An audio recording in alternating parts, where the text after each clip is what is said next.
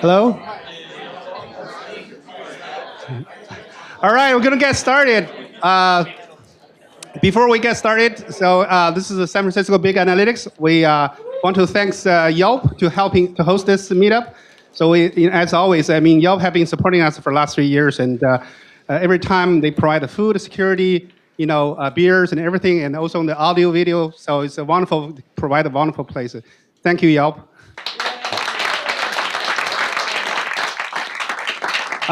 For today, we have a big crowd, and it was more than I expected. So we had 4 volunteers to help check in.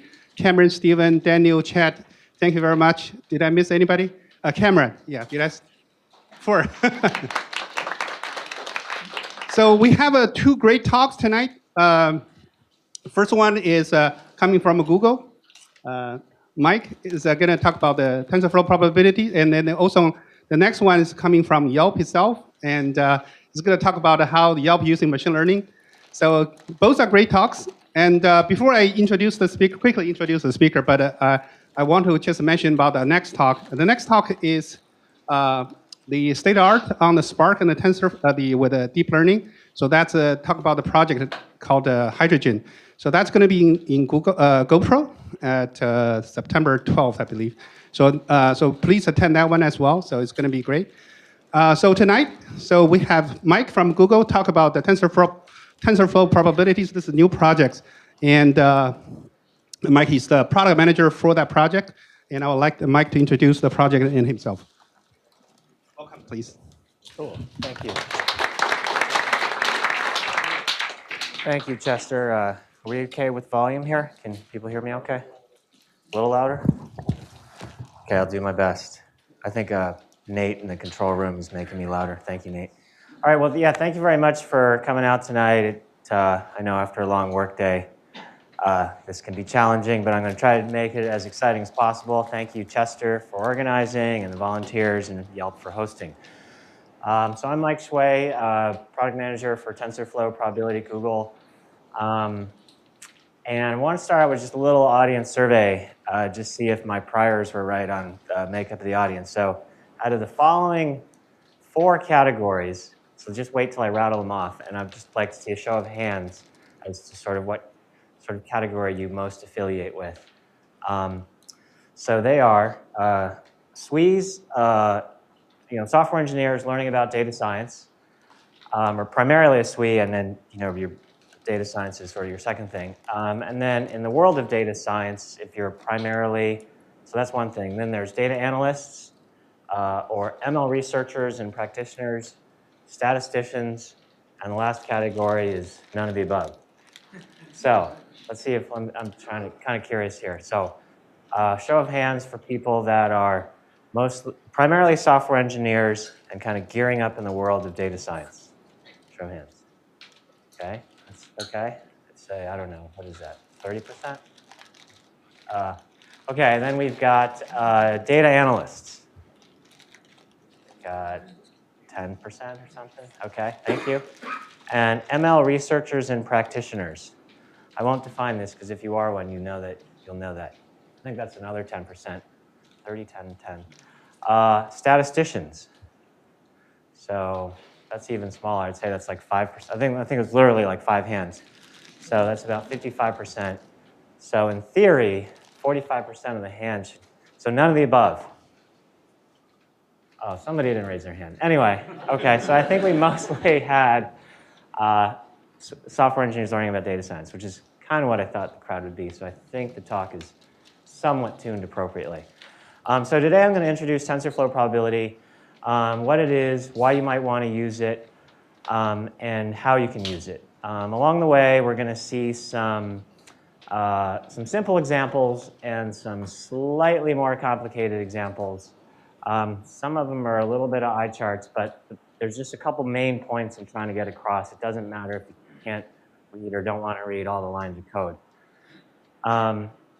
And so the idea is that you can do some very powerful things with even just some very simple patterns in TensorFlow probability, and then you can apply those same patterns and do some even more powerful things just by copying the same sorts of patterns.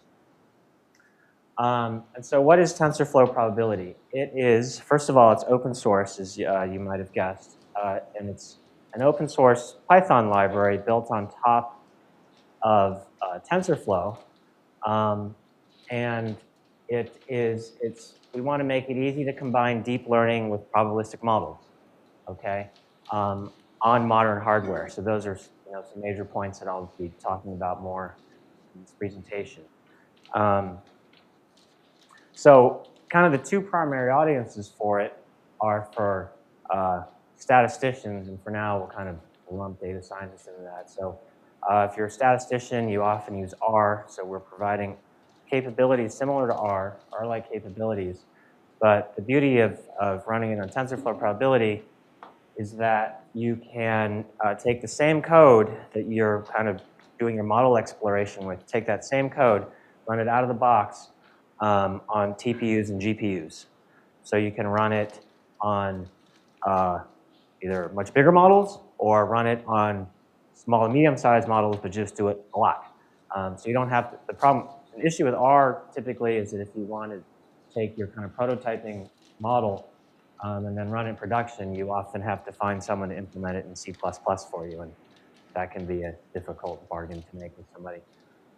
So for ML researchers and practitioners, we offer a way to build deep models which capture uncertainty as opposed to, and so you can capture uncertainty both in your inputs and your outputs. So on your inputs, you often have like noisy sensor data. Like a sensor doesn't actually tell you the true reading, it's just giving you some reading that has some noisy distribution about the actual true value. You never actually really know the true value.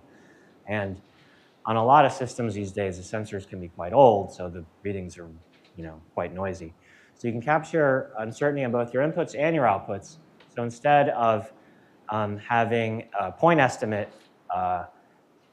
or just a categorical estimate of yes or no or 1, 2, 3, you can have a probability distribution over your outputs, which gives you a lot more information on whether you should believe those outputs, right? And I think in this day and age there's a lot of controversy in the US and also in Europe about, ML and AI systems making predictions, and we're not really sure whether we should be trusting them. I think this idea of having a distribution out of the back end of your ML system is becoming increasingly more important. So anyway, so why use TensorFlow Probability? I went into some reasons, but here's sort of like the key things you can do, right? So you can evaluate different models rapidly. And the idea is that in a sort of a probabilistic model, you have nodes which represent distributions, and then you have edges which represent sort of dependencies between those distributions. So you can either add nodes, add edges, change nodes, and change edges. So, and that's how you evaluate and change your different models. And then, as I mentioned, you can utilize modern vectorized hardware. Since TensorFlow Probability is built using TensorFlow, it just sort of automatically utilizes the TPUs and GPUs. And then another good reason to use TensorFlow Probability is you can launch easily with confidence. So there's a lot of Googlers that are paid to build this stuff and paid to test it. And moreover, it's supported by a very vibrant open source community. So we've got, just checked recently, we have about over 20,000 downloads per month, kind of on average. And on any given day, there's about, this is all relative, right? But 1,000 views and about 500 visitors. We also have many external contributors in addition to the people within Google that are contributing to the source. So the take-home message, and I often sort of wonder, like, if you could just remember this part, then we could all just go home or go out for beers right now. But the take-home message that I want to kind of instill and convince you of is that you can express your domain knowledge as a probabilistic model. So namely, if you think about probability as a universal language that you can use to encode your understanding of the world, then you can use TensorFlow Probability to encode this sort of model of the world in your head. And so here we have someone that has knowledge of a gas turbine engine, and then they're going to use probability as a way to encode their knowledge of sort of the underlying phenomenon about what's happening in the engine. And then the idea is that the probability as a language releases you from the kind of the expressive limitations of other kind of tool sets. So the idea is we want you to build your best model with your best knowledge of how the world works, where you're kind of unconstrained by the kind of tool set you're working with. That's the idea. So I hope to convince you of that the rest of this talk. So how do you use TensorFlow Probability? The typical pattern for model exploration is pretty simple, and then we're going to deep dive into this. You build your model, and you do inference, right? So you conceptualize kind of your probabilistic model, like you have an idea of how a gas turbine engine works, and then you encode that probabilistic model using TensorFlow Probability. Then you do inference on that model to predict something based on it, right? So you're going to predict whether when the engine's going to fail or whether the blades are going to fall off. And based on how well your model predicts, you go back and modify your model. And like I was saying before, like the distributions or the assumptions in the distributions or the probabilistic dependencies between the distributions. And then this is sort of like an iterative cycle. So we're trying to enable rapid exploration and evaluation of your models. And so the simplest approach you can do is take your generalized linear model, and then the simplest case of that, which you're all familiar with, is linear regression or logistic regression. So we're going to kind of look at the hello world of probabilistic inference. So I'm not going to show, I know this is talking probabilities, but we're not going to show any coin flips, no dice rolls. So we're going to assume that we're beyond that, but there'll still be some pretty simple but yet more real-world examples. I think when you get down to the level of coin flips, things become so absurdly simple that it's kind of hard to generalize. And so this GLM package within TensorFlow Probability for the 5 statisticians in the room is like the LME4 package, which is the most downloaded thing. Getting a couple nods. LME4 is the most downloaded thing in the CRAN repository. So since we're going to be R-like, we needed to implement the most popular thing in R. So let's take a look at a simple code snippet to see how you build a model and do inference. Okay. So this is if you're just getting started, something really simple to do.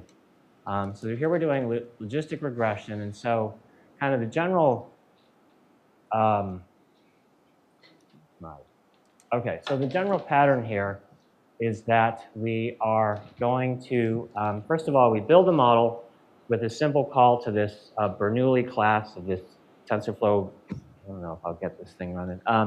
With this, there we go. With this this Bernoulli class from the TFP GLM class, and then we're going to fit the model with this call to GLM fit. Don't worry about the sparse part. And so we're going to grab the coefficients of the model, all your beta 1, beta 0, beta 1, so forth, coefficients, and then your linear response, which are your predictions, and then just some sort of like little helper things that are converge or how many iterations. And then you're going to feed it your data, you're going to, your variables, you're going to feed it your sample outputs, and then your kind of regularization to figure out if you want to sort of dampen down your coefficients. And then we feed it this model. And so that's just an example of how we do building model and inference in TensorFlow Probability. So that's like the simplest thing you can do. And you saw it's relatively easy, just a couple lines of code. So if you want to do something a little more complicated, so that's sort of how you do kind of model building and inference out of the box. If you want to do something a little more complicated, you can use what we call our kind of more lower level primitives. And we provide this so that, like I was saying before, you're sort of not limited by kind of like sort of higher level abstractions that some other languages and modeling environments might provide. So you can customize the model as much as you want. So, I'll just run through these briefly. Like distributions is just a library of, a ton of distributions. I kind of was too lazy to count them, but maybe it's like 50 distributions, and we're sort of constantly building more. Bijectors are a way to kind of what we call composable transformations on those distributions so that you can create more distributions, or we'll get into that a little bit more. We have layers, or neural network layers, to express uncertainty over output. We have losses, which make it easier to write a loss function. Edward 2 is another thing on the, so this is supposed to, the idea is that this is stuff to help you build the model, and this is stuff to help you do inference. Edward 2 is a probabilistic programming language built on top of TensorFlow Probability. That's probably a whole other talk. That was just announced. I think there's a README on our GitHub if you want to learn more about that. Obviously, update of Edward 1. I think it was just called Edward. And then we have a bunch of things, ways to do inference, Markov chain Monte Carlo, which we'll get into. See some more heads nodding. And so the idea with the Markov chain Monte Carlo is that, as some of you know, the whole issue, challenge, the opportunity with probabilistic inference is that computing the posterior probability is NP hard because the denominator is NP hard, is computationally intractable. So MCMC allows you to approximate the posterior by sampling from the posterior. And then we have different methods to do that. Variational inference is a way to compute the posterior by computing the probability of similar distributions. So if the one that you're trying to compute is really hard, you can compute the posterior of something similar. And then optimizers are just a way to kind of do these computations faster. So diving a little deeper, let's look at some of the methods for TensorFlow TFP distribution. I'll just run through these quickly.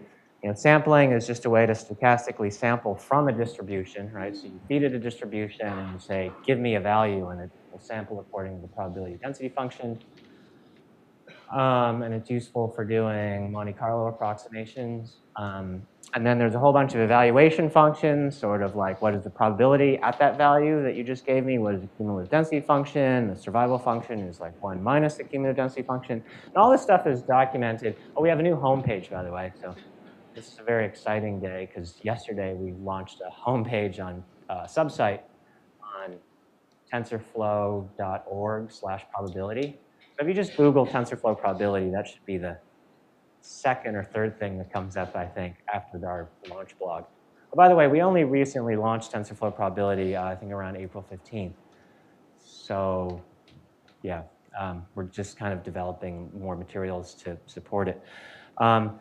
Your standard, probability summarization functions, you can compare, you can, check out the entropy of a distribution. You can compare two distributions with a cross entropy, and then you can do this event shape and batch shape thing to, I don't know, I don't think we'll get into that right now. So now let's do the hello world of distribution. So before I was showing the hello world kind of TensorFlow probability in general, which was model building and inference. But so this is hello world of just distribution. So basically, just what's going on here, very simple. We are going to create a distribution. Here we're creating a normal distribution, okay? And we have like 50 of them to choose from. And then you parameterize it according to whatever means and variance it takes. And then we're going to sample from it. And then we are going to find out what the density is at that point. Right? So that's just the basics of how you use a distribution, okay? Pretty straightforward. The point we're trying to make here is that distributions are very expressive. So let's see, how are we making that point here? We can combine distributions in novel ways to make distributions that are not explicitly part of the library. So here, we're kind of creating this. It sort of works from the inside out. We're taking two distributions, this categorical and this multivariate normal distributions, and mixing them together and putting them in this independent distribution to create this two-dimensional distribution, and just showing the sort of scatter plot of this in 2 dimensions. So the whole point is that you can, these distributions you can sort of stack on top of each other to make really fancy distributions if we don't have exactly the one we want. And so now we have something very similar, which are bijectors. And so bijectors allow you to transform from one kind of distribution to another, so it's like inputs, outputs, and then back again. And so they sort of do that in a lossless way. You can go back and forth and everything will be fine. They're useful because sometimes it's faster to do inference on a transformation than the original distribution. And they consist of sort of like the forward transformation to get to the other one, and then the reverse transformation to get back to where you started from. Because if you do inference on the other thing, you kind of need to get back to the original thing to figure out what you're actually trying to compute. That's just, I hope you have a mental model of that. More nods from, I think, the statistician in the crowd. Okay, so here's an example of a bijector, and I know this looks a little frightening. And so essentially what's happening here was we're taking two distributions here, and then we're chaining them together. This chain thing is sort of a meta bijector, and then we're taking that and combining it with a normal distribution inside this other meta bijector, this transform distribution, into this thing. I think it's called like a soft max transform multivariate normal. And basically we're trying to get like along each of these 2 dimensions, we're trying to get a distribution that's, so the values are sort of like 0 or 1. You take a real valued vector, a vector of like real valued numbers, and you're trying to preserve the same sort of relative values, for each of the spots in the vector, but then get the whole thing summed to 1. So you're just sort of like smushing it down, so like the small things become 0 and the bigger things become 1. So it sort of sums to 1. So the point is that you can do some very fancy, you can create even crazier things with these bijectors. So I want to switch gears a little bit here and try to get a little more practical. And so this is kind of a real-world use case. And I think, so this is for anomaly detection, right? So anomaly detection is kind of a very vague term, and it's sort of useful as a very vague term because basically I think in all of our lives there's something going on, either we do in our personal or work lives, where you can do anomaly detection. So this is an example for text messaging, like the text messaging habits of a sort of a particular user. But you can imagine, for like, again, with the issue of like a gas turbine engine or a satellite, you have all these operating characteristics that you're sort of monitoring over time, and you're trying to figure out if some variation that's happening is just noise, or is it like a real change, right? And if it's a real change, then you kind of want to investigate more. So, like I said, in industrial applications, production, in manufacturing, you're going to kind of monitoring a gajillion variables, and you want to see if something weird is happening on your production line. And in software performance, it comes in really handy too. For example, for like testing, like if you just release a piece of code and you're trying to figure out there's a certain number of like failures that normally happen, is something like really bad happening, or is it the normal sort of failure rate? Like, I think it's called test flakiness. So show of hands. So here's a graph I said of like text messaging. So show of hands here. Actually, maybe some call outs as to where you think any change may or may not be happening, or how many changes might be happening, and like any change, 0 to, let's say, show of hands for how many people think 2 changes have happened. Okay, I got draw some 2 people out. Show of hands for people who think 1 change happened. Okay, I don't think anyone's really. 3 changes? No. How about no changes? All right. Well, I don't. Okay, so I should have given a prize for that. So basically, you know, it's hard to kind of eyeball, right? The point is, it's sort of hard to guess, right? But now we can sort of use our knowledge, our sort of domain knowledge here, and our sort of fledgling knowledge of probability to come up with like a real model and get some insight into what is the probability that the habits actually changed at a certain point in time, and when they did, and kind of a probability distribution over that. So, so let's see. Let's investigate. Basically, we are going to. So you don't have to look at really the lines of the code here, but the general idea. Let's just talk about the model. So the idea is that we are going to model the counts, like how high those little bars were, using a Poisson distribution, because that's sort of generally good for modeling counts. And then we are going to suppose that there is sort of one jump. So let's just keep it simple and suppose there's one jump. And that we're going to, and lambda is going to be our mean for the Poisson distribution. And we're going to say, well, there's a lambda 1 and a lambda 2. So lambda 1 will be before the jump, and lambda 2 is after the jump. And tau will be the time tau where the jump occurred. And you know, so that's what I was just saying. If it's before tau, then it's going to be lambda 1. It's after tau, it's going to be lambda 2. And then, you know, we're also going to have a distribution. So the interesting thing here is that we also have a distribution for the lambdas themselves, right? Because like we don't actually know what they are, but we're going to model those with an exponential distribution, and then with tau, we're going to model that over uniform over the whole space of sort of possibilities of time. And then, so that's what's happening. And so kind of the interesting thing here is that there's generally kind of a one-to-one mapping between like the lines of code and your probabilistic model. And this is like a theme that you'll see from simple models to complex models, because the complex models are just like simple models all kind of stacked up on top of each other. And so that, I think, is a really neat property. One, it makes your code a lot easier to read and, you know, easier to understand, and it's just a nice property in general, right? So like the lines of code aren't exploding exponentially with, you know, the complexity of your models, because that would be bad. And then finally, we're just going to add up the logs of the density, the probability densities, to compute this joint log probability. So that was the modeling part. So this is sort of the inference part, and basically the idea is that we're using this. I said it's called Markov chain Monte Carlo, right? Markov chain Monte Carlo inference, and we're using a particular flavor of that called this Hamiltonian Monte Carlo to, you know, draw samples from the posterior.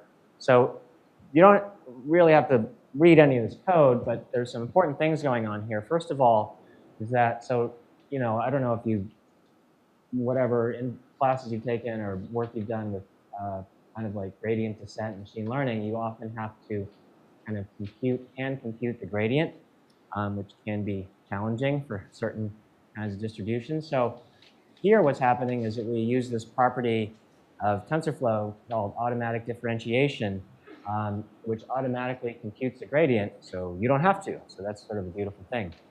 And then the HMC just uses that. And of course, the other neat thing is that, you know, this all just takes advantage of TPUs and GPUs. So the important thing is that, you know, we have different ways to compute the MCMC, Hamiltonian Monte Carlo, and then another one is this thing called Metropolis Hastings, in case some people have heard of that. So then another thing going on in the inference is that we are using this thing called closure to represent the unnormalized posteriors.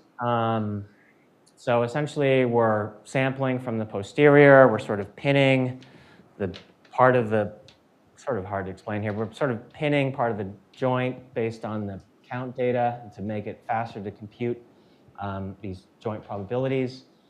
And then, so finally, then we're using this. So this is sort of a pattern, like we're calling Hamiltonian Monte Carlo to, to sample from the posterior, then we are going to compute some joint probabilities, and then we are going to use these bijectors to constrain sort of the space that we're sampling in, because what happens with the Markov chain Monte Carlo is if you go to like a land of 0 probability, you tend to get stuck there, so we want to make sure we stay away from that. And so we have, remember that I talked about bijectors before, so we have 3 independent bijectors, one for each of our parameters, lambda 1, lambda 2, and tau. And so you put all this together and you hit go, and oh, by the way, all this stuff is really fun because it runs in collabs, which are sort of like Google's flavor of Jupyter notebooks, right? And so what are the posterior distributions? So if you run all this, you'll find that the alpha 1 sort of looks like this red thing, right? So it's got a sort of, hump around here. And so you can we're like sampling from it, right? So we get a distribution here. So this is sort of like, I'm sorry, lambda 1. This is lambda 1. And this is sort of lambda 2, the lambda 2 value. This lambda 2 value it's a little confusing because this scale on the bottom, I think, is like days after lambda 1 or something like that. It's a little more interesting so the point is that they're, actually, I'm sorry. I don't know why the scale seems off. But the point is that they're kind of different. They're sort of noticeably different, right? They're like not highly overlapping at all, right? And so that gives you sort of a pretty good feeling that there's something going on here, there was an actual change in this pattern, this text messaging behavior, and there was an actual anomaly that we're detecting. And then moreover, you can look at tau, the distribution for tau here, and you can see that at around 44 days, right, that's sort of like where our model is telling us that, like, hey, highest probability of something happening here is at 44 days. So, and there's, of course, ways to quantify how much we should believe in each of these and how different they are, and there's all these terms like credible intervals and so forth, but that's slightly beyond the scope of what we have time for. And if you look back to the original chart, so the answer is there was, very likely chance it was about 1 change around, and the tau is saying around 44. And so, yeah, that kind of looks about right. But it's kind of hard to eyeball. It's like if someone tells you the answer, it's like, yeah, that's right. But kind of hard to figure that out, just sort of staring at it in the first place. So now that we've got this. Not really. Sorry? You see about 30 days, 25 days in, which is a normal connection when somebody beats somebody new. It kind of tails off at 45 to 70. Maybe even time for like messaging in a new job. I don't know. This might have been like synthetic data for all I know. But I think the point is that this happens for all kinds of things, right? Text messaging, satellite performance, right? Production code out in the wild. So I'll skip through some slides with a real even hairier example, because this will be even more of an eye chart. But the point is that you can take what you know, and then it's a sort of a statement about how you believe the universe works, and then you can combine sort of your knowledge of the world with you can encode that in a probabilistic model to encode something fairly complex, and we're not going to even talk about all the things going on in here. And so if you code this up in TensorFlow Probability, we're definitely not going to read through all these. But the point is that there's still a one-to-one correspondence generally between the model and the lines of code, neither of which we're going to look at. And here's some more model stuff and sort of a one-to-one correspondence and more model stuff, okay? And then we're sampling from the posterior. And so as I was saying, there's sort of like the same patterns over and over again, that here we're using Hamiltonian Monte Carlo. Oops. We're using Hamiltonian Monte Carlo. We are going to compute a log probability, and then we're going to kind of make sure we don't get in 0 probability land with using various bijectors. Okay, it's the same pattern, but just a much scarier problem. So little plug. I don't get any money for this, but one book that I found quite helpful to kind of understand probabilistic inference or statistical inference was this book. You can Google it, Bayesian Methods for Hackers. I actually read it. You can see all my little highlights here, and all different colors. It's online as well for free, and it's yeah, Bayesian, I don't know, Bayesian Methods for Hackers. And it's a bunch of text and a bunch of collabs, I mean, Jupyter Notebooks, written originally in PyMC3.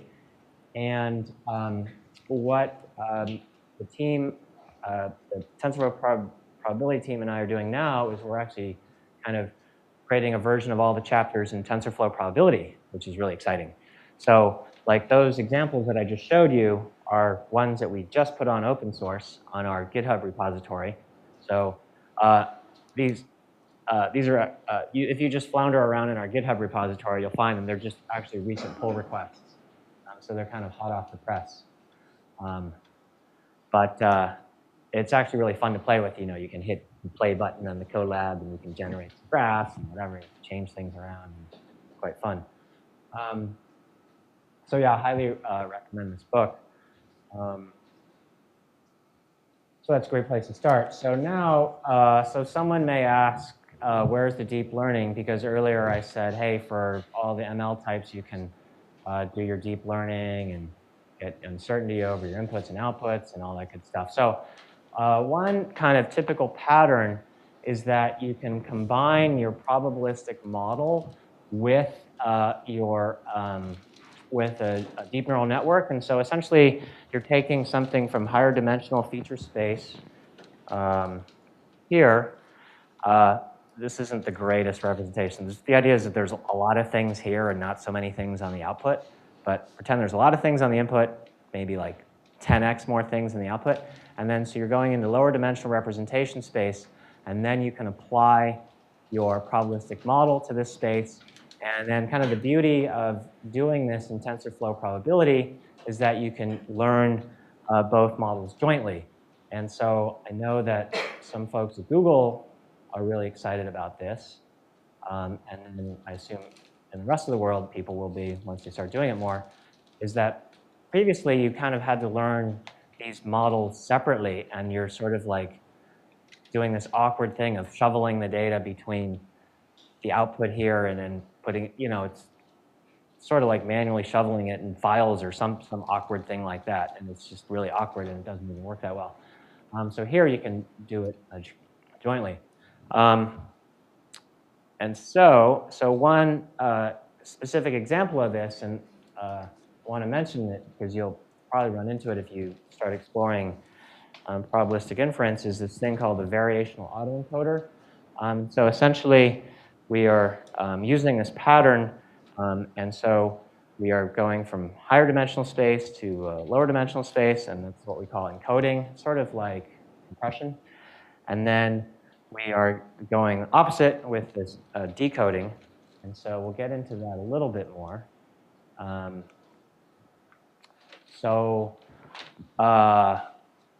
What do I want? What is the point here? Let's see. So there's encoding, decoding, and a prior. So the encoding is happening where you are going from, let's see, your input, which is x. You're going from your input. So your encoder is your posterior, and your decoder is your likelihood function. So your encoder, you have an input x, and then your output is this thing z, which is this thing in the lower dimensional space. Okay, and then it takes as input also the neural net. So that was that thing on the left-hand side, and then a multivariate normal. That's your probability function, right? You kind of combine the two, and that's how you get your, you know, your lower dimensional space. And then you have your decoder, which sort of does the opposite thing. Your input is the lower dimensional thing, and then you have the same, you know, deep model and probabilistic model, and then you get out the higher dimensional thing. So this is used very often for kind of image recognition, pattern recognition sort of applications. The idea is that if your probabilistic model isn't recognizing kind of the image, then it's been some sort of anomaly is happening. That's the general idea. So what are we trying to show here? I don't think we're going to get any. Oh, wow. OK. So I hope that I've convinced you that, well, first of all, it is open source. That wasn't too hard to sell. But it's and it's built on TensorFlow itself. It's in Python. We're pretty sure of that. But we can combine deep learning with probabilistic models, and that's sort of like in this those last slides I just showed. And you can use modern hardware. And so in terms of like what you can do next, you can install it and run it locally. Or you can look at our various collabs on tensorflow.org/probability. And then all the API documentation is there as well, which is kind of fun because that's all auto-generated from our code base. And then email us any questions at tfprobability@tensorflow.org. I'm also at Mike Shui. I think that appeared in the on the first slide, but I don't know if it's listed in the email. Twitter, if you want to direct message me there. So I don't really know how we are on time. Just 30 cents a page. Oh, that's pretty good. Okay. Well, are there any questions now, or we can? Yes. Hold on, Okay. let me pass the mic. Thanks for the talk, very interesting. Could you give us a bit more detail about how you would use models like the variational encoder in practice? Combining neural nets and TensorFlow probability in business-like settings. I mean, I think the most, like I said, the most common pattern I've seen is like for pattern recognition. So we know that there's someone doing it in like for biology, looking at petri dishes, trying to identify patterns in a petri dish and seeing if something weird is happening there. Are you asking for like use cases or? Yeah, use cases and like where would a simple neural net that failed then solve this?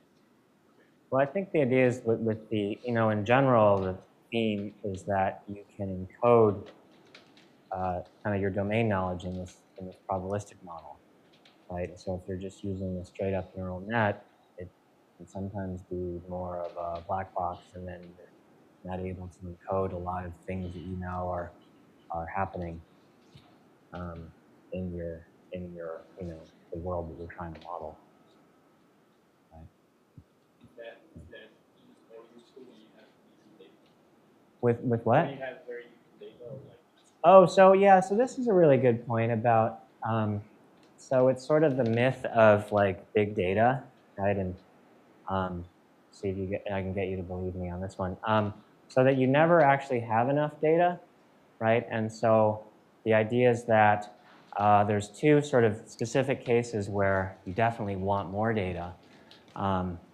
And so one of them is with failure modes, right? We have a lot of examples of an engine operating normally or planes operating normally. We don't have too many examples of them failing, blowing up, or falling out of the sky, right? Because you try to prevent those. And so, getting data on failure modes is very hard.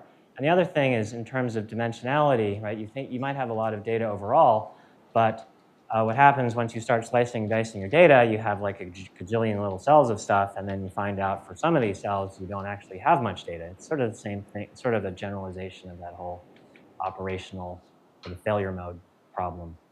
And so the idea is that you use TensorFlow probability and probabilistic modeling to get the most out of your data. You use what data you have, and then you supplement that with your kind of rich model of your domain, right? So it's like if you don't have data on, the prior occurrence of something, well, you just, make your best guess at a distribution and you parameterize it and you give those parameters distributions, and then you're kind of off to the races, right? So I think that was a good point, is that probabilistic modeling in general is good for when you have limited data. And I want to try to make the point that you always have limited data.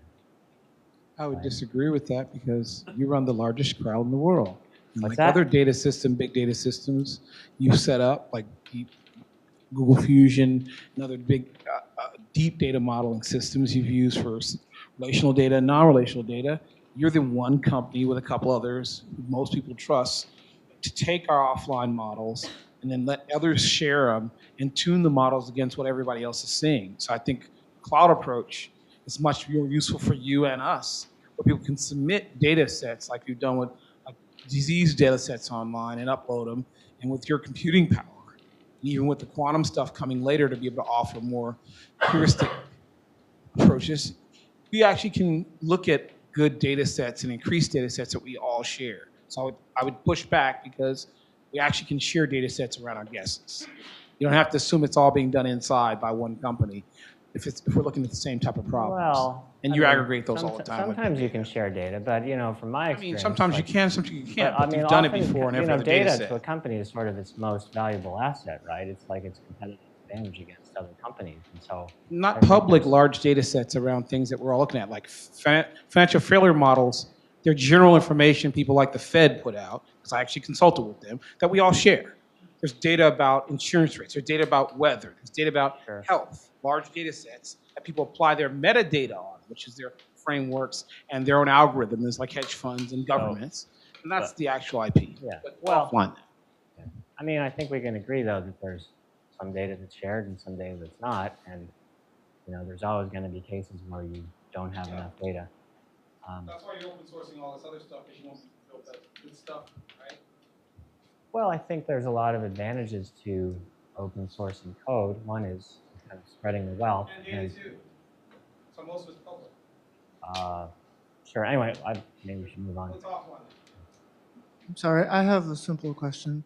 I'm still learning about this, so I was wondering, is there going to be a hook at the Keras level, or does that not even make sense with TensorFlow probabilities? Like estimators and so forth? Yeah, I mean just like a higher level API. We're thinking about that kind of thing. Yeah. But it does make sense in general to mix this with Keras? Yeah, something like that. I don't want to make too many forward-looking announcements, but that does make sense, yeah. Any other questions?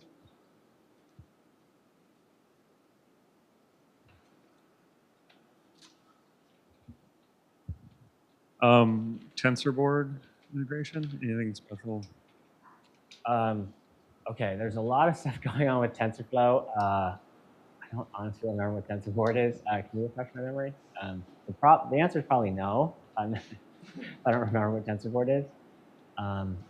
But yeah, I don't think we have anything going on right now with that. Yeah. I was wondering if you can talk about the differences between Edward, Edward 2, and TFP probability. And if I have a model implemented in Edward, how hard is it to convert implementation to Edward 2 implementation? Sure. So we are coming out with some more tutorials on how to convert from Edward 1 to Edward 2. I think in general, Edward 2 is maybe focused more on like the machine learning practitioner, or actually more machine learning researcher. But I think the best thing for you is to look at some brand new READMEs we have on our GitHub. In terms of like the difference with TensorFlow probability itself is, as I mentioned, Edward and Edward 2 are built on top of TensorFlow probability, and they provide, the Edwards provide these higher level abstractions. And so, as long as you can kind of do what you want to do with those abstractions, it works great. Sometimes you want to do something on a more custom level, so that's when it makes sense to dive down into TFP itself. So you can do, if you think about it, you can do everything in Edward 2. Everything you can do in Edward 2, you can do in TFP. As a degenerate case, you would just be rewriting Edward 2, right? But you know, so it sort of depends on what you're doing. It's sort of like if Edward 2 has what you need, then use that, and otherwise you might want to use straight up TFP. But we're actually coming out with some more examples of. Actually, we are porting stuff from Edward 1 into like a bunch of the Edward 1 examples in Edward 2, so you can just see like, oh, for this DLM thing or whatever, like this is how it would work in Edward 2, and then we're also going to show how it works in TensorFlow Probability itself. So so we're just working on that right now. I mean, Edward 2 was just announced like last week, I think. So you got a little catch up to do. But yeah, it's a great question. All right, I think that's the last question. Thank you, Mike. All right, great talk. Thank you.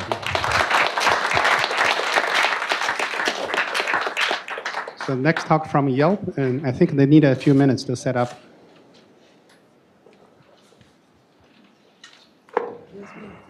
How to pronounce the name?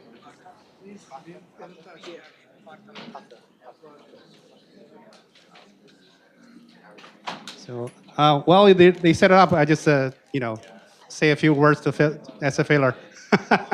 So we've been operating this meetup has been for 3 years, and so last month we just hit 10,000 memberships. So it's a great milestone. So we had a lot of great talks. Thank you. So I just kind of talking about what's coming up in the where are we planning. There's a lot of the meetup we're working on, but I haven't really announced it. So there's because the schedule haven't really confirmed. The one is from LinkedIn. We're discussing whether we can ask them to talk about the Dr. Elephant, and they're working on the Spark tuning for through Dr. Elephant.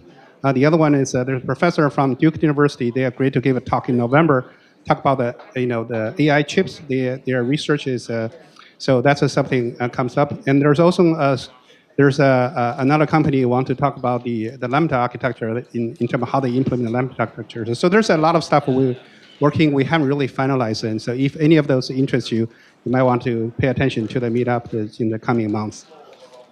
So you ready? Okay. All right. We're ready for the next talk.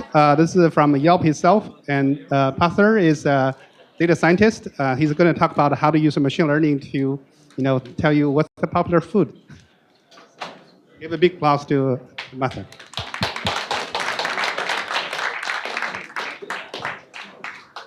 Right. Good evening, everyone. I'm Partha from the content understanding team right here at Yelp. So today, can you hear me now? Can you hear me now? Awesome. So yeah, I'm Partha from the content understanding team right here at Yelp. So I'm here today to talk about this amazing feature which we have released recently called popular dishes, and just talk to you about all the issues we faced and how we solved this. Right, so the overview of the talk, I'll first introduce what the product is and why we decided on using machine learning to fix the issues with the product, and then how we actually solved it using machine learning. Right, so first, let's see here. What is popular dishes? So like I mentioned, it's a feature we have released recently to basically take the guesswork out of what to order. So to help you order at restaurants quite easily. So it's basically all the interesting food items at a restaurant and all the reviews and photos that are associated with that item. You can see the individual items over here, the reviews and photos associated with it in this GIF, or GIF if you want to say it that way. Yeah, the photos for an item. Yeah, this is basically introduced to help people research a restaurant before they would go there, or once they're in the restaurant, decide what to order. Right, so what data do we have to actually populate this? At Yelp, we have menus, which are provided by partners like Loku, Single Platform, or Grubhub. This is structured information where you have the names of items, the sections they belong to, and also sometimes prices. And of course, the most important resource at Yelp, we have reviews which are written by users, which could point to the items here, like Siadahi tuna in this case. We also have photo captions so that we can associate photos and menu items, but we basically deal with them as if they were reviews. All right, so just a small flowchart on how this process works. Well, when we have menus, use those menus and do some text matching on reviews and photo captions. Based on the frequencies of these menu items, we can just understand popularity. Well, is that done? Can we catch the Caltrain train now? 8 p.m. There's like a few more things left before we can close it. What can we do when we don't have these menus? I mean, for text matching, menus is basically a hard dependency. When we don't have this, how can we just go from reviews to popular dishes? Lots of question marks over here. One simple question could be, why do we even need to do this? Like, why not just show the feature where we have menus and ignore the problem? Well, at Yelp, there are a lot of restaurant page views. Well, small side note, a page view is whenever a user opens a business's homepage on Yelp. So there are a lot of restaurant page views for which we don't have menus, or we can't provide popular dishes with the menus we have. So this basically is a lack of coverage issue. The problem with such a feature which has very low coverage is the inconsistent user experience, which makes it an unreliable feature. So you want to research a restaurant, but you don't know if you'll get popular dishes there or not. So yeah, you can't trust this feature if it's not available at a majority of the restaurants you're going to visit. Right, so how do we create the menus for businesses which don't have menus and basically solve this dependency issue on menus? The initial solutions for this problem don't necessarily need to be complex. You can say, well, get more menus. You have partners, ask them for more menus. We are constantly working on improving the coverage of our menus, talking to our partners and more sources. But with this approach, there are generally some issues which cannot really be fixed that easily. We need to convince restaurant owners to upload their structured menus to our page. This can take quite some time. Restaurant owners are busy. Or converting website data with menus to structured data can be time-consuming and quite complex in some places. So that's there. And there are some places which are quite famous but are not modern. So they don't really have a website. They don't maintain it. But a lot of people still visit there, and we can't really scrape any data to get menus there. So basically, this kind of approach might never have full coverage, and we want very high coverage. So how do we deal with that? Right. One thing about food is it's quite common. Like a lot of Thai places might sell pad Thai, and a lot of Mexican restaurants might sell chicken burritos. So why don't we just gather all the menus we have at Yelp, pick the items which are common, and just say that huge list is our menu. It's possible. It can give us quite a good coverage. Like a lot of the food items which restaurants sell might be picked by that. But there's a big underlying issue with this, which is signature items. So Senor Sisig is a food truck which is one of the favorites at Yelp, and nearly all of their food items have some variation of the name Senor Sisig in their items, like pork sisig burrito. So it's not possible to use this universal menu to solve this because no other business will use these names. If you go to any of these places and don't find their signature items, which are generally popular, it's basically not such a useful product. Also, on a minor note, exact text matching is quite cheap. Like, we have efficient data structures for that. But fuzzy text matching, on the other hand, with tens of millions of reviews and hundreds of thousands of menu items can be quite complex. This is one thing we can probably overcome, but the signature items issue is quite difficult to fix. Right, so how do we solve this? Machine learning. Well, we can rephrase the whole problem we have in like an ML problem and see if it fits. As I mentioned, we have lots of businesses with menus at Yelp, and we have reviews there. And then there are some businesses without menus. So it kind of seems like an ML problem. We have a training data set of businesses which have menus and reviews.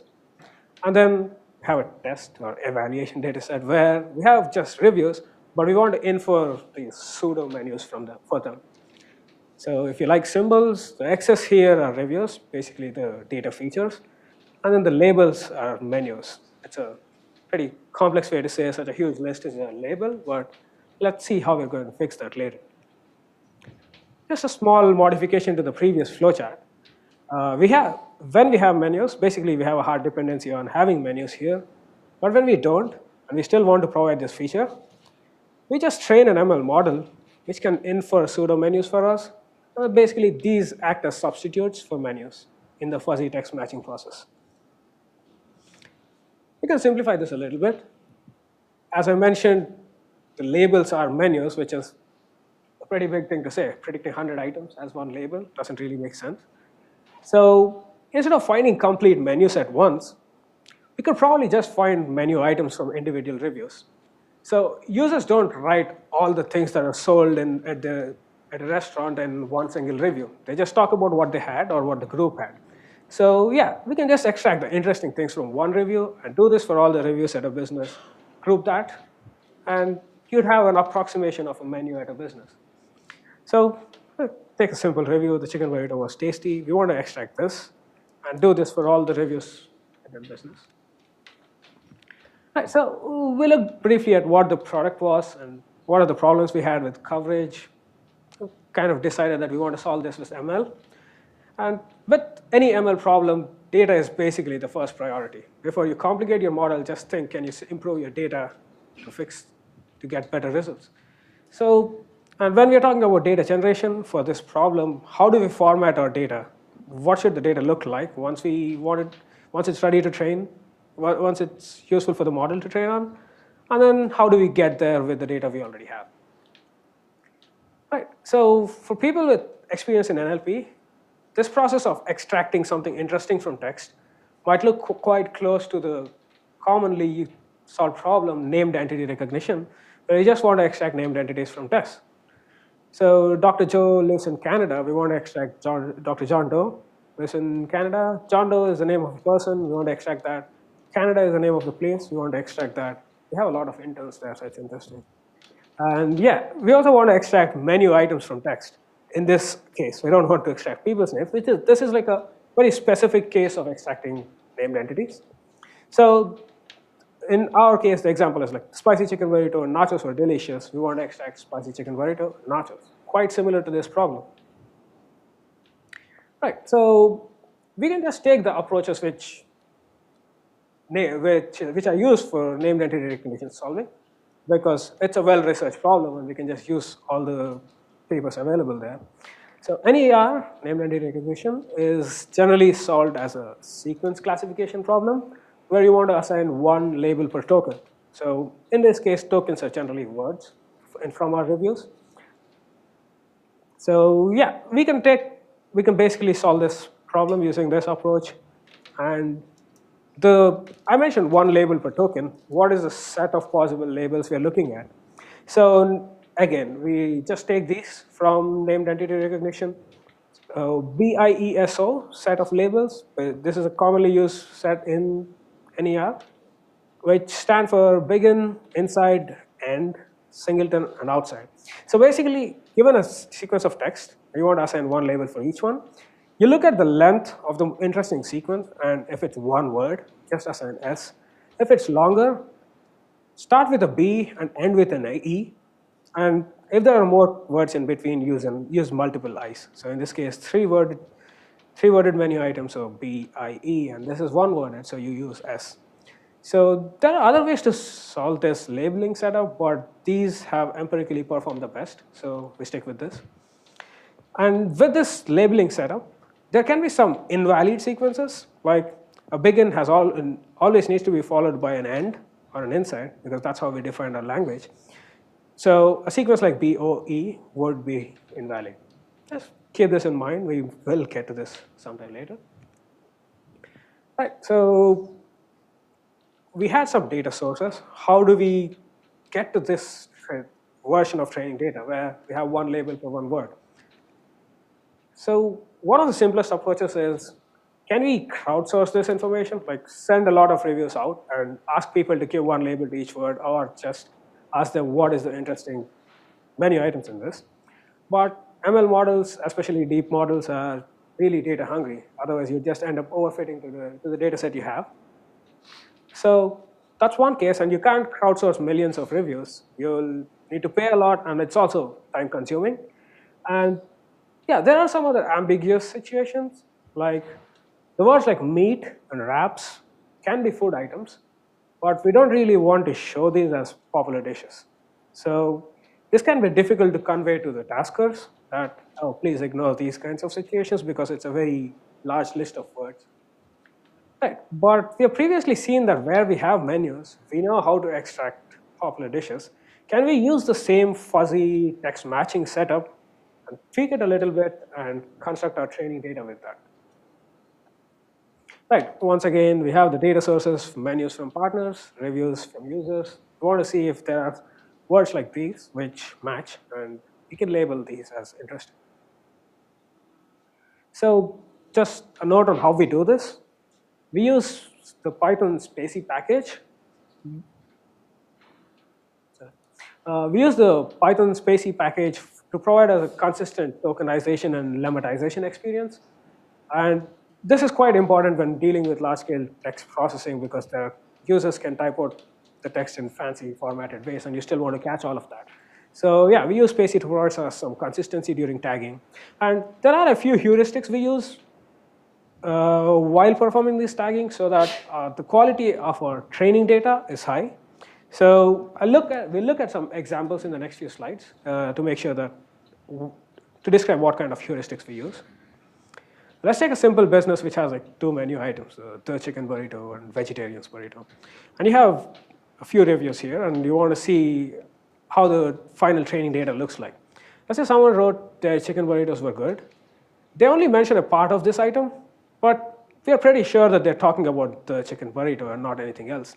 So things like these stop words can be ignored quite easily, and we can skip that. We can skip the stop words and still accept this as a reference to this item. And yeah, we label these words as interesting, others as not. And someone else said their vegetarian burritos were bad. But let's say someone had a typo with E for A here, but we still know they're referring to the same item. And then people might not mention apostrophe S while typing out. That's quite common. So features like edit distance or removing stop words and also ignoring tokens, ignoring minor tokens help us increase the coverage. So yeah, we spent some time on improving how we tag things. But there are some issues we can't really fix. Let's say the business actually sells, the restaurant actually sells chicken enchiladas, but either their menu is incomplete or it's a chef special and it's not available every day, so it's not on their menu. So our training data is going to be bad. Like these are still not selected as B and E, even though they are actually useful items. So this basically means there are some issues with our training data. It can be slightly corrupt. And we'll talk during the later stages about how we deal with these issues. So at the end of all that, we know that data tagging is done. We have one label for each word. So yeah, how are we going to solve this 5-class classification problem, sequence classification problem? We want to assign one of B, I, E, S, O for each word. So how do we do that? Right, we'll take a look at the model we've used and why we used that. So yeah, there have been a lot of changes in deep learning, especially NLP, in the last year or so. Google has come up with a transformer model in August, and OpenAI has built on top of that with their pre-training, importance to pre-training. So yeah, the state of art is actually quite new, like an year. But then when we started working on this model from Zilin Yang and Salako Dunal from CMU was the state of the art for named entity recognition, which is basically the problem we want to emulate. So yeah, this model was actually built for cross-lingual and multitask training, but we just use it for one task. Also, this is called hierarchical GRU model because you can see a lot of GRU units here, but then there is word and character embeddings which flow into the model in separate paths. So we'll look at this in some more detail in the next few slides. Right, so first part is the embeddings section at the bottom. So first, word embeddings. So we train word embeddings using the simple skip-gram model, which this has been around for quite some time, but we don't use the word embeddings provided outside, like general purpose word embeddings, because for the problems we want to deal with, like lots of cuisines have words from different languages, those word embeddings might not be sufficient. So we still want to capture all those words, all the cuisines and interesting items from those cuisines. So we train our own model on all the restaurant reviews at Yelp, which is quite huge, which is a huge data set. So we train a very good embedding model. And there's this other branch called char embeddings. So it's pretty common in NLP now to also extract embeddings from the character layers, which can assist the word embeddings while doing the whole classification problem. So we concatenate the output of these char embeddings and the word embeddings we have trained to finally feed into the model. So we've seen a lot of GRU nodes here. So what are they? Very brief precursor. So RNNs are like the most commonly used models for dealing with sequential data. So sequential data is when you have input coming in different timestamps. So text suits that problem very much. So you have words coming in different timestamps. So we basically use GRUs, gated recurrent units, which are implementation of RNNs, a variant. So some people who are familiar with NLP might ask, why not LSTMs? So these are the more popular versions. They have been around for quite some time, LSTMs. But then we use GRUs because they're much simpler. They have fewer there's one internal state instead of two in LSTMs, and then there are fewer weights too. All this simplicity gives us faster training time, but we've also observed that the performance, the results are just on par with LSTMs. So we use GRUs.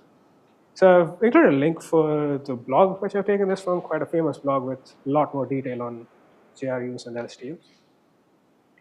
Right, so we've seen what GRUs are, but then we have merged two of them and formed this blue box. So what's going on here? So these are bidirectional GRUs. So like I mentioned, GRUs or RNNs in general are used for looking at sequential data. So given a sentence like Dr. Mike lives in Canada, at any timestamp, if you look at this data in a forward direction, you only have the information of the prefix. So while trying to process this word, you only know the prefix, Dr. Mike.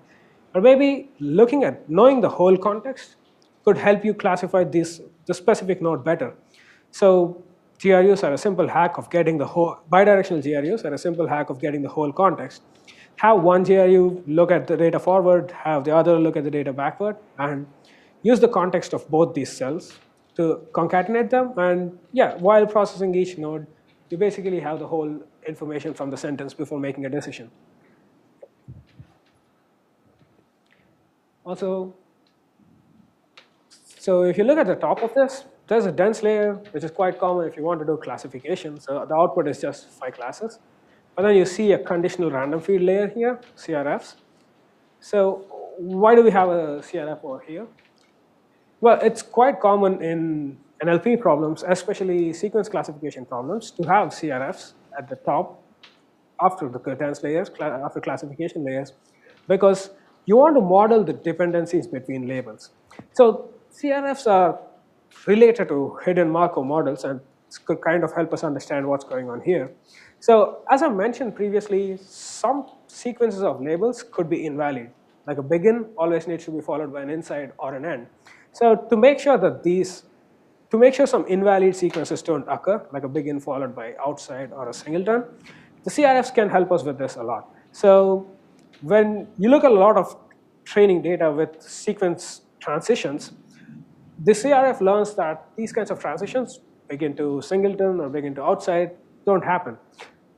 If you look at it in slight more detail, there are two components of how a CRF gives a score to a sequence of labels. One is the emission score, which is output by the dense layer, which tells you what is the probability of approximately, what is the score of each label. And there's a transition score, which symbolizes what is the probability that you can go from one specific label to another in the next timestamp.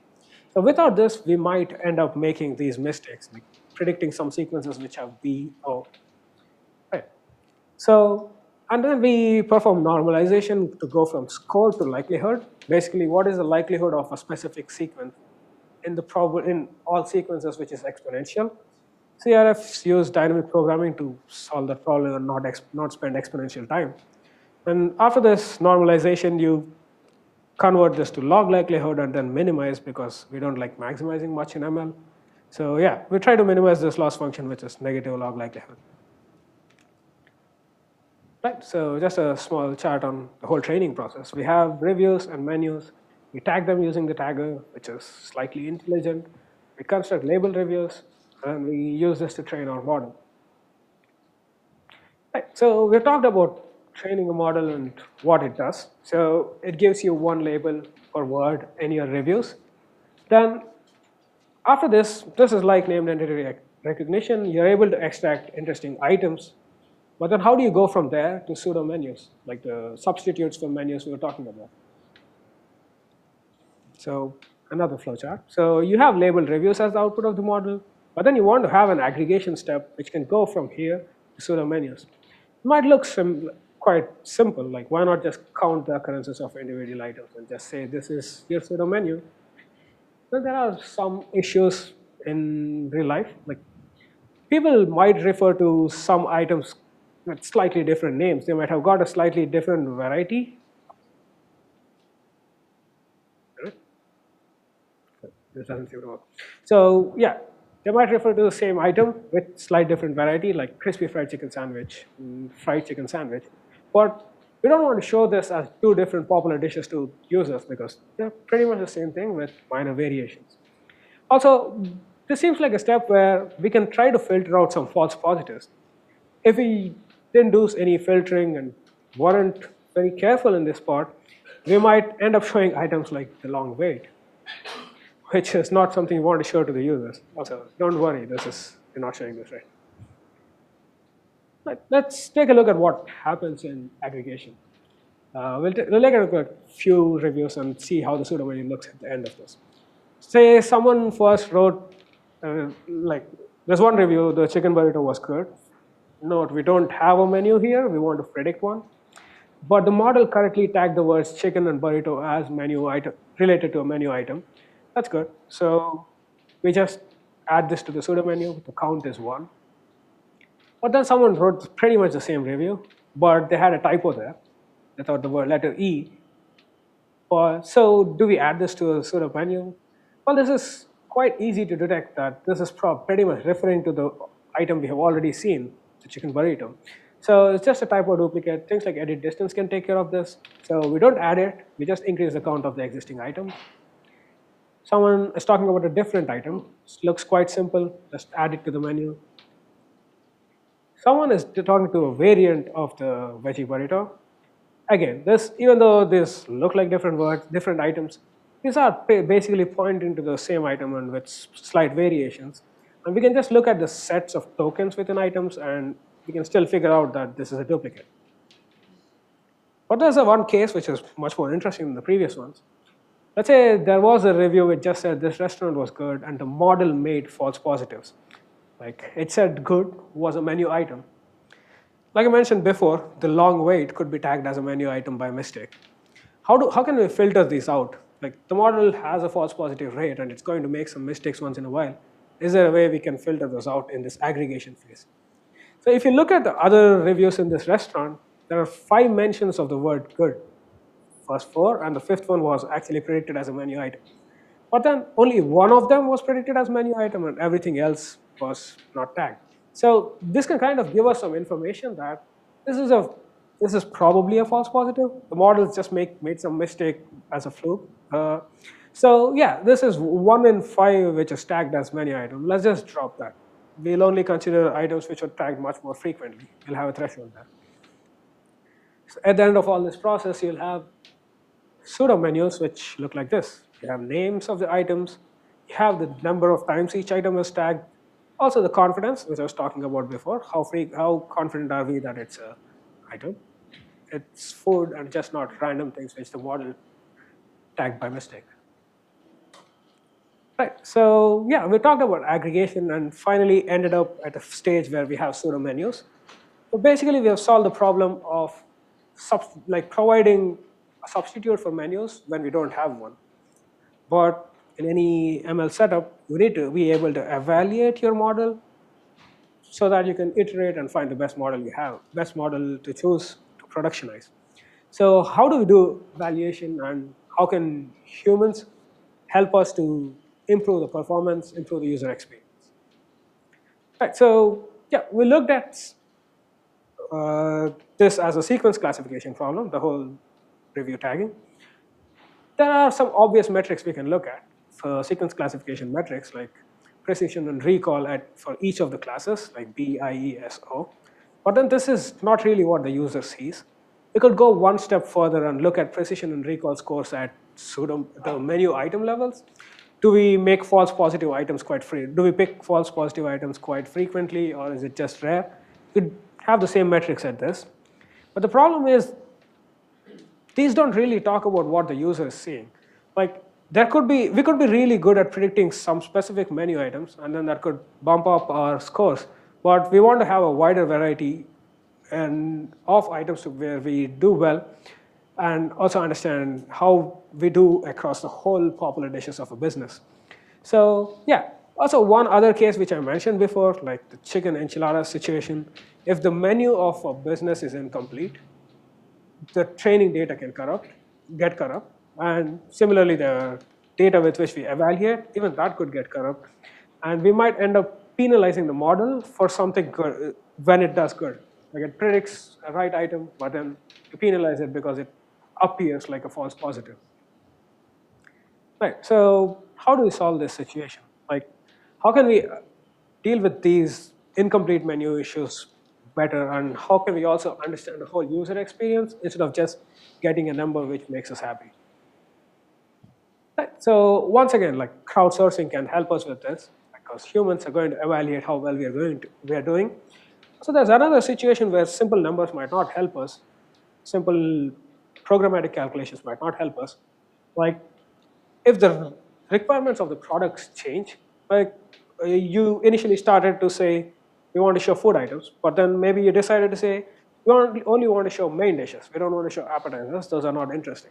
So these can change quite frequently, and we don't really have the data to evaluate that situation. So that's why humans can help us evaluate this much better, and we can keep changing the question as frequently as we want. So we did send this to Crowdflower, which, well, they changed their name, I think, Figure 8 now. So yeah, we send this to crowdsourcing platforms, and we show them the item we have selected. I'm not sure if it's visible, but in this case, it's chicken fingers. And then we also show the context in which it was mentioned, the whole review, and we highlight the actual item. So we asked the taskers a few questions, like, are we showing a food item or not?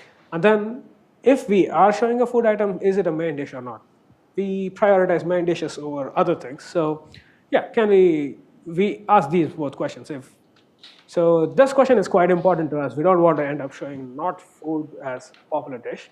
And then this is another high priority question, because we want to give a better experience to the user by showing main dishes, like you can just order them for your meal. There's another case where, like the second box on the right, this is to find out duplicates in your pseudo menu items.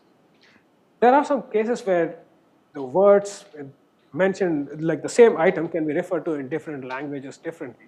You can't easily catch that those are duplicates, but users, the taskers, can help us catch those issues. If you look at the top there, deviled eggs, and then closer to the bottom, smoked deviled eggs, these are quite similar items. Maybe we can catch this using tokens, but there are other situations where tokens might not help, like changes in languages. So we ask users to check the duplicates, and we want to also reduce the number of duplicates, because that's a bad experience for the user. So with this whole process, we can obtain metrics on how well we are picking food items, and how frequently we are picking main dishes. So that's a good number to know. Also, how frequently we pick duplicate items, and we can just try to minimize those using improvements in the model. But is there anything else we can do with this information? Like, let's say we are making some mistakes. Is there anything we can learn from these mistakes to both improve our data or improve our model? So that's where human in the loop ML comes in. This is a slight variant of the generic definition. So So if you look at this two steps here, the training where you're going from reviews to a trained model, and then the evaluation where you have a set of test reviews and you want to go to results. That's the highest priority. But then as part of getting the results, if you're also able to extract some mistakes you do and you're able to represent them in such a way that you can go back and improve your tagger, so that, let's say you're picking French fries quite frequently and this is something you don't want to show. It's not really interesting. It's not really something interesting in a business. A lot of places serve it. So yeah, if we are able to find such blacklist worthy items, something we can just delete, we go back to the tagger and then eliminate all such examples in the training data, so the model learns not to predict such not interesting items. So if you're really feeling adventurous, this can be considered as a mini batch, like a simple ML update step, where you're making the forward prop, like finding the results, pseudo menus, then you're using this weird convoluted version of a loss function and then upgrading your model using that. It's kind of a stretch, get the idea.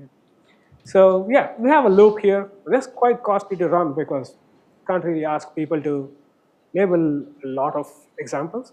So we do this a few times, and at each iteration we can see that the trained model has improved. Also a small note, for each of these evaluation steps, we make sure that the businesses we sample is different so that we don't overfit to each of those data sets. Right, so how do we evaluate this setup thoroughly? There are quite a few things we need to take care of before we can say we are doing a good job. So instead of just getting one metric on how well we are doing across all restaurants, it's good to get metrics in different cohorts. So we basically do stratified sampling, where we select businesses, restaurants, based on two features. One is category, whether it's a Mexican restaurant or a pizza place or do they sell sandwiches. And the other thing is review count. Like during the aggregation process, you could have seen that if you have a lot of reviews, some mistakes you make can be hidden, can be avoided based on those confidence metrics, and all this aggregation helps us to perform better when we have lots of reviews. But we still want to perform good for businesses which have very low reviews. So the first heat map is before we got any blacklists or improved our model. This is just the first run. And we sample some businesses from each of these cells. And we look at the performances. These don't look really great. We are looking at, also the question we are looking at here is whether the item we are showing is food or not. So 80% probabilities, high 80s or 70s in some cases. 80 to 70% probabilities of showing food items is quite bad because you're showing 3 in 10 non-food items as dishes. But after the whole human in the loop process, evaluating, getting blacklists, improving your data and also the model, you can see that the numbers get much bolder here. So we're looking at high 90s, 99, 98, 100% in some cases. There are a few cases we are in the low 90s, but it's still quite good, like a drastic improvement over what we were performing before. So there was another question we asked, whether the things we're showing are main dishes or not. And it should be clear that this is a much more difficult problem to solve because the model doesn't have the information of whether something is an appetizer or not. It can get through context whether something is a food or not, but this is a more difficult problem to solve. So the numbers here are quite disappointing, like 40s or 50s and 20s in some case. So this is not something we can show to the user. But after some blacklisting, you can see the lower heat map. This is, again, in high 90s, 97, 96. So we do really good at, we have really improved our performances on how well we show both food items and main dishes. Also, this basic stratified sampling gives us much more confidence that we don't just do well on businesses that are in our training data. So it doesn't really matter which category we are looking at. still performing quite similarly and quite well on all these categories. So yeah, we're not completely dependent on a training data set having one kind of categories with menus. Businesses from one category having menus. So even if you introduce a new category, we'll still be doing well because you can see that we're quite consistent across the board. So I showed one slide at the starting which showed like 30% coverage on restaurant page views. And I mentioned like this is basically what we are trying to fix and make sure that we can provide this feature to the users. So 30 still remains the same. Those are provided by menus. Those are preferred over the inferred menus, the pseudo menus, created by the ML model. But then you can see that we are providing popular dishes for an additional 40% of the page views with just the model. So there's still a big chunk of 30% where we don't have popular dishes, but this is somewhat old data. We're still constantly working on getting more menus and improving our model so that we can perform quite well on businesses which have low reviews and reduce this no popular dish percentage. That's an ongoing effort. Right, so just to summarize the whole process in a flowchart, you have a training setup where you go from reviews and menus to training data, you train the model, you evaluate it, but along with the evaluation, you also learn from your mistakes, go through this loop a few times, and you have a finally trained model. And during inference, you just pass the reviews of a business which doesn't have menus, do some aggregation to make sure that you don't show bad items, and then you collect all of them together, and you have pseudo menus. So once you have the pseudo menus, you still stick with the same process of fuzzy text matching to generate popular dishes. Right, just another piece of summary. We talked about how we have increased the coverage of our feature. We talked about how we improve the quality. These both combine to form a much better user experience than what it would have been without ML.